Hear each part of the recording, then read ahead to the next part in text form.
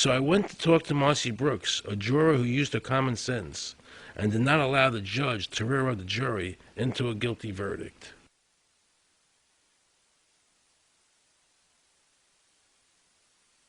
He was being tried for 4 counts of not filing his income tax.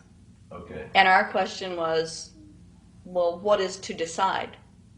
Either he did or he didn't. It never occurred to us that he might actually be innocent while at the same time not filing. In the federal government, it is not a felony not to file taxes. Finally, they said, okay, if we're going to get this guy, we're going to have to put it in the state. They called up the IRS agent, Agent Craner. Craner? Yeah. Robert Craner? Mm-hmm. This is Ken Doherty, who's also an investigator with the Illinois Department of Revenue. This is a request for a copy of the delegation of authority order. Right, and I talked to my boss about that, and he said that my badge is that. Badge is the authority. I thought it had to be in writing. The last question that the defense asked him was, did you write any of this down? And Agent Craner looked right at him and right at us, and he said, I never wrote anything down. And yet when we saw the video, there he was, writing notes, you know.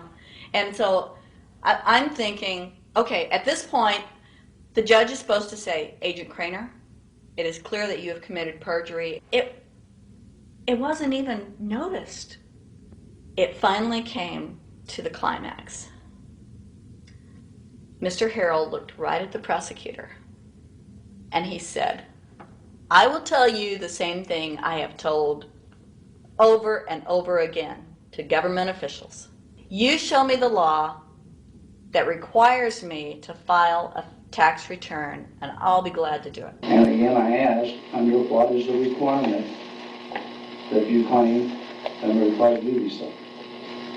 And the requirement under the regulations is what section? My question to you is, what particular act are we discussing here that I am liable to do these things that you claim I'm liable to do?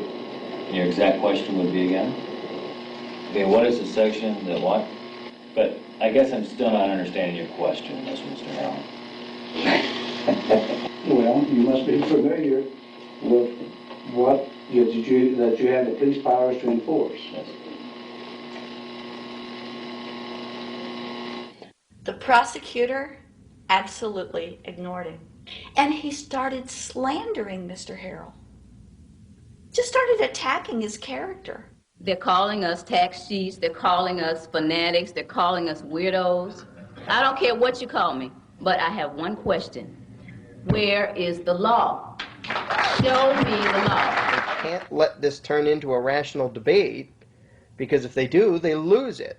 So they have to insult people and say it's frivolous. We felt like that there was an overall arrogance and that they were railroading Mr. Harrell and wanting us to participate. Judge Coogan, he looked right at us and he said, I will instruct the jury according to the law. We were sent to deliberation. The judge promised us that he would give us the law. And we looked and we looked and it was not there. We wrote a note to the judge asking for a copy of the law. 10 minutes later, we get a note back. You have everything you need. But there was no law. And he had promised us. At that point, I felt betrayed. I felt like this man promised us the law, and that's what this whole thing is about, the law. We request it, and he still denies us the law. And the reason they didn't do it was why? Because there is no law. Remember, we're talking about the Illinois state law here, okay, which is a law in Illinois. So we got out that law, and we read it several times, and I said, okay, wait, you know, because they kept saying, but this is a law in Illinois. And I said, look at the beginning of it. It says, anyone required to file a federal income tax return is required to file an Illinois tax return. I said, if it is true that he's not required to file a federal return, then that nullifies the Illinois law. two people. They kept saying, but he's going to get by with it. And I said, what is he getting by with but his rights? If there is no law, he's not breaking a law. He's just standing on his rights. Are we going to deny him that? That's when this one juror sat back and kind of rolled his eyes and he said, you mean we don't have to pay taxes?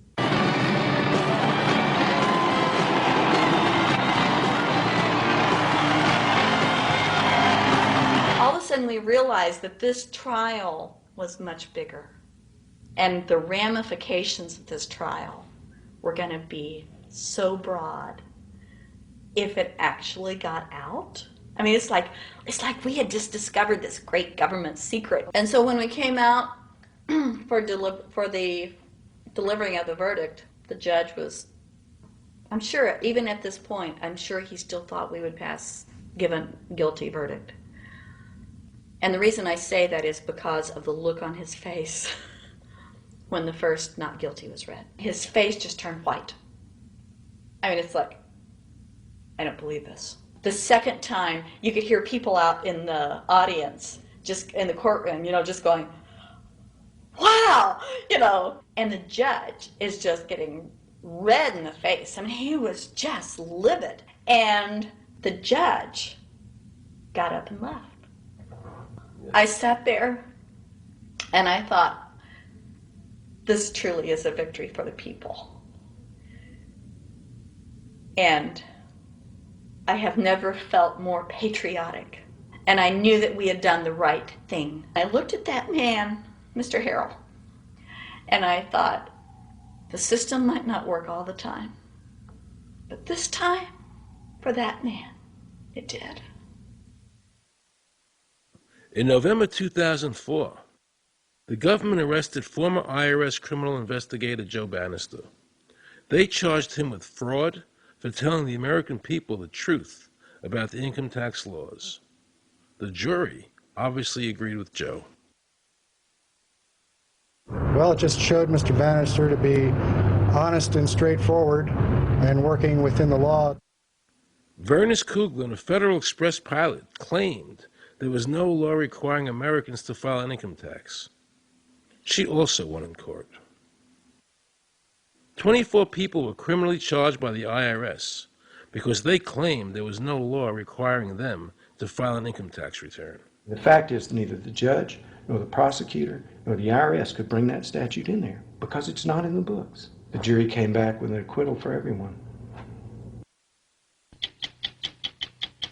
When the matter is put to the test, which means in terms of court and enforcement action, there is a 100% success rate in shooting down these arguments.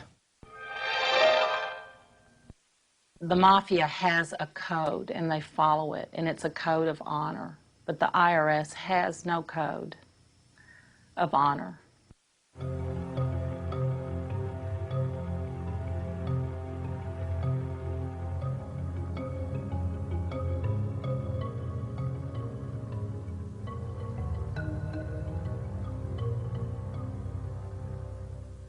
Meet Judge Dawson, a federal judge presiding over the Irwin Schiff tax case, who denied Irwin the ability to prove to a jury that there was no law requiring Americans to file an income tax return. He denied Irwin the right to prove to a jury there was no law by stating, "I will not allow the law in my courtroom." But the judge made sure the government never had to show the law as written by telling the jury, "You must follow the law as I give it to you." Nobody can know what the law is because the law is what the judges say the law is. The lower courts today will not allow people, especially in tax cases, to bring in Supreme Court decisions as their evidence.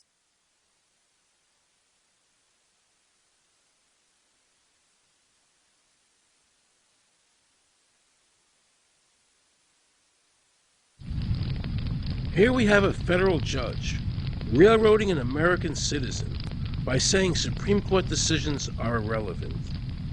And again, nothing from the press defending our freedoms.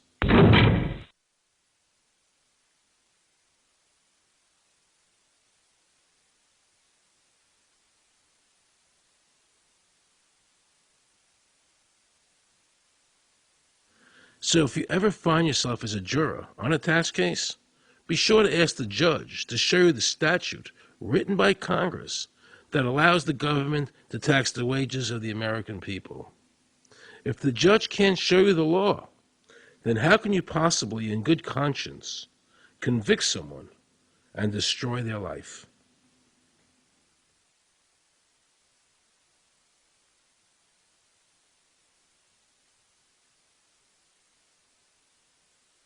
Let's see how the IRS treated one of America's greatest heroes, and someone I cherished as a child. Joe Louis was an American icon. Victorious in his first 27 fights, the Brown Bomber quickly rose to heavyweight champion of the world. His 1938 knockout of German Max Schmeling, who represented Hitler's Aryan ideal, earned him the admiration of millions of Americans. Is watching carefully. Louis nudges him right to the body, a left hook to the jaw, and Schmeling is down. The count is high. Right after Pearl Harbor was bombed, Joe had a title fight where he donated his fee to Navy War Relief. Well, I'm not working for nothing. I'm working for my country, and I think that's about the greatest piece of work that anybody can do. Well, I certainly agree with you for that, but you're turning over an awful lot of money. Well, we all turn over a whole lot for this country at this time. Joe volunteered for the segregated army and defended his title while in the service, this time donating his normal fee to Army Relief. I'm only doing what any red-blood American would do. Since the checks were in Joe's name, the IRS taxed him on their full amount, even though he never saw a penny of it. At the end of the war, Joe was awarded the Legion of Merit. But what most people didn't know was that the IRS was charging him $50,000 a year in interest alone on his debt. When Joe's beloved mother died, leaving him $600, the IRS immediately seized it. They also confiscated all of his children's trust funds.